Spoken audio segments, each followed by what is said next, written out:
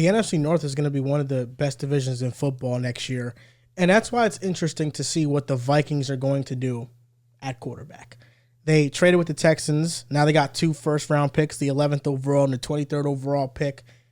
Daniel Jeremiah's latest mock draft had Caleb 1, Drake May 2, Jaden 3, and the Vikings traded up at 4 for McCarthy. And where the Vikings sit at now is very similar to where the Niners sat at before they traded up to go get Trey Lance. And I think this situation is interesting because right now, J.J. McCarthy is the better favorite to be the Vikings' next quarterback. So let's just work under this assumption that the Vikings trade up to the 5th, 4th spot. They draft J.J. McCarthy. What are your thoughts on it initially? Wait, do they need to go to 5 to get J.J.? From all the reports, as of right now, jump yes. the Giants at 6. Listen, there's not many. I hate that for New York. I seem to love him. There's not many situations better than Minnesota if you just plug in a quarterback. You know, you got Jettis, the best receiver in the world. You know, you just brought in Aaron Jones. You know, you have great coaching out there. You got Jordan Addison, a rising star in this league. T.J. Hockenson, one of the best tight ends in the league. So for just a quarterback who is, I'm a pure passer. I want to come in. I want life to be easy. Well, you've got those weapons. There's nothing easier than that. You know, so Chicago and Minnesota, shout out to them for creating perfect scenarios for their quarterback.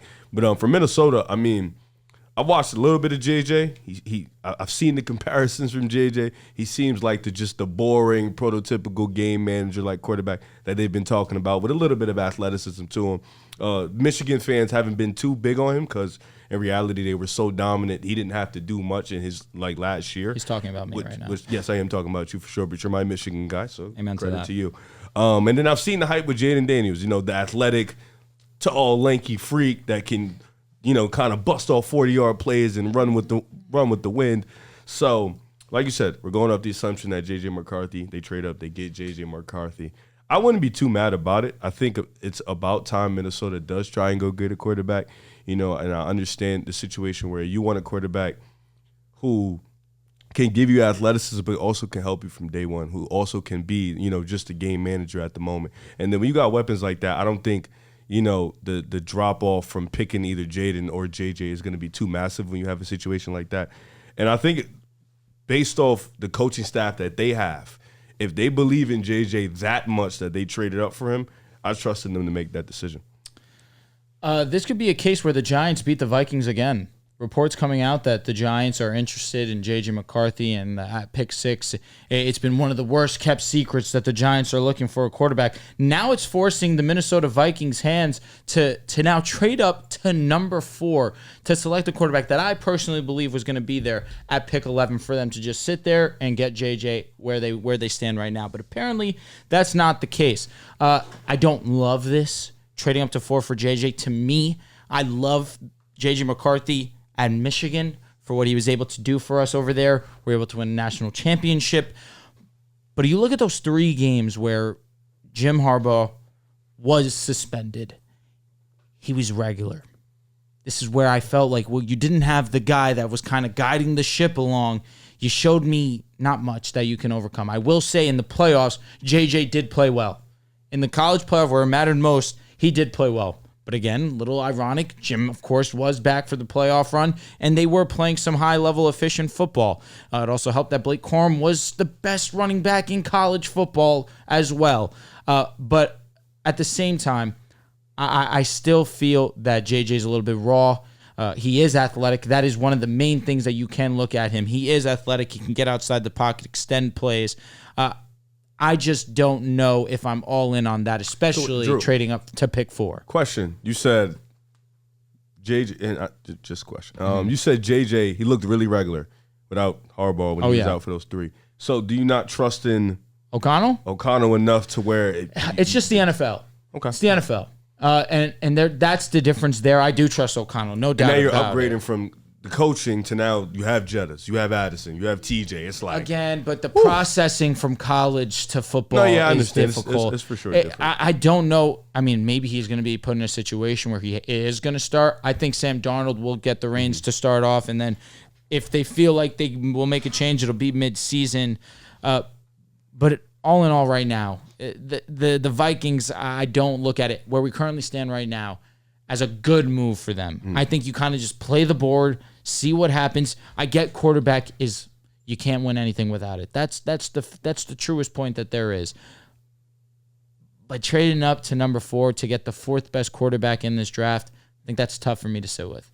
I feel like sometimes it is a waste of time when we think of other scenarios that involve not getting a quarterback, because a team doesn't get 2 first unless they want to draft a quarterback. But, maybe they are eyeing a prospect at the 11th pick and you draft Michael Penix at 23 or Bo Nix at 23. That can always happen. I think when we get around draft season, quarterbacks rise up like crazy. The stock goes up, and then draft night, we see it kind of plummet. Will Levis is a recent example of that. Every quarterback from the 2022 class outside of Brock Purdy, who was the last pick in the draft, but Kenny Pickett, Malik Willis was supposed to be a first rounder. Desmond Ridder was kind of getting hyped up.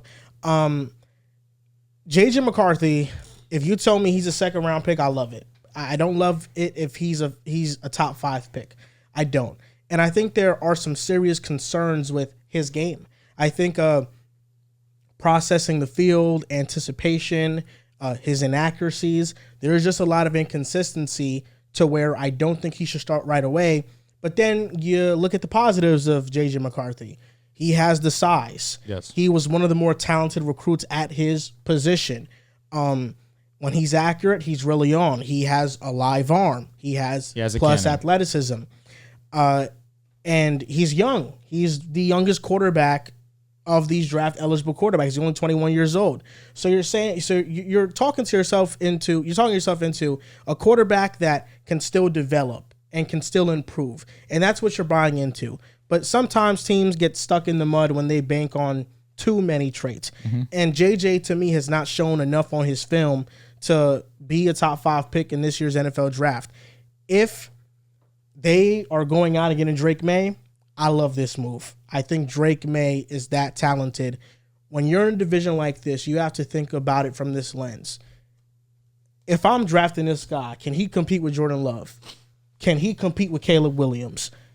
Jared Goff is kind of an outlier because, he's a great pocket quarterback, but he's not one of the uber talented or top 5 quarterbacks in the league or has that type of potential. But can he even compete with Jared Goff in the division? And with J.J. McCarthy, I don't know if he screams that. And I don't even think they like Jaden Daniels because Jaden Daniels doesn't target the intermediate areas of the field. 9.3% of his dropbacks were between the 10 to 22-yard area of the field. Kevin O'Connell, that Rams, Sean McVay, West Coast offense, it targets the middle. Jaden, on his film, has not really shown that. So for me, I kind of feel like the J.J. McCarthy stuff might be a smokescreen, and I think Drake May might be their guy. If they drafted J.J., it would be a real head-scratching move. I'll definitely have faith in it because it's Kevin O'Connell, and I trust that regime. Me too. But I would have to see it to believe it. It's hard to evaluate quarterbacks. That's why when we said the Vikings signed Sam Darnold, I shouldn't say all of us, but at least me and Joel got a little excited just because the situation's so good. Oh, yeah. Right? Like, it's so hard to predict what quarterback's going to be great, what quarterback's going to be bad. I mean, you look at Zach Wilson's draft class, you thought damn near all of them would be good, and now there's one remaining starting quarterback from that draft class, and all of these guys had hype for different reasons, and all of them were praised up as franchise quarterbacks. You have a very similar situation this year where, you have a top 3 that might go 1, 2, 3, just like we saw that year with Trev, Zach, and Trey Lance. And this year you have Caleb, Drake May, and Jaden Daniels. And more often than not, it ends up being the situation is the deciding factor whether you're great or not. Trey Lance is kind of the outlier where he was put in the perfect situation. And whether it was play, it was injuries, and drafting Brock Purdy with the last overall pick, all of that came together and it didn't work out for him. But almost every other situation, if you get drafted to, a really smart head coach, you have great wide receivers, it is going to be pretty hard to fail, even if you are kind of an average prospect. So ideally, if I'm the Minnesota Vikings, I would be trading up for Drake May because to me, he feels like more of a difference maker than J.J. McCarthy. And the timing of the trade is also a bit curious too, because I remember the Trey Lance trade. I believe it happened at Zach Wilson's pro day. I want to say it was at someone's big pro day. So it wasn't, on draft night. It wasn't even like a week or two prior. It might have been like a month before the draft. But they made this move to acquire pick 23, but haven't made that subsequent move to move up into the top 5 or wherever they think they have to move up to. So that kind of tells me they don't really know how the quarterbacks are going to go. They're like, we don't want to move up to 5, and then the Giants move up to 4, and now we're screwed, and we moved all of these draft picks, and now we got to either trade back down again or not take a quarterback. So I still think the Vikings aren't entirely sure what's going to happen. The only thing I'm pretty confident in is that they're not going to keep both picks. It seems very strange to make this trade in March for pick 23 when predicting the first 5 is hard enough. Predicting the top 22 and being like, we need to get 23 because our player is going to be there. You typically make that move on draft night when you're trying to trade up from the second round to the back of the first to get that quarterback on the 5th year. So that's the only thing I feel pretty confident about, is there is still another move to make. But just like us, I'm not sure if Minnesota knows what quarterback's going to be available either. How much do you think they would have to trade to get number 2? Number 2? Oof. I don't know if number 2 on the table. Because you talk about they should be moving to get Drake. So. There's been a lot of rumors about the Commanders loving Jaden Daniels as well. So maybe it's 3. Well, I'm saying 2 to be safe. If I'm the Patriots realistically and Drake falls into my lap, how do you pass on Drake? I think the 3rd overall pick could be shopped. The Patriots, they could shop it. If Drake is there at 3? Yes. If Drake's there?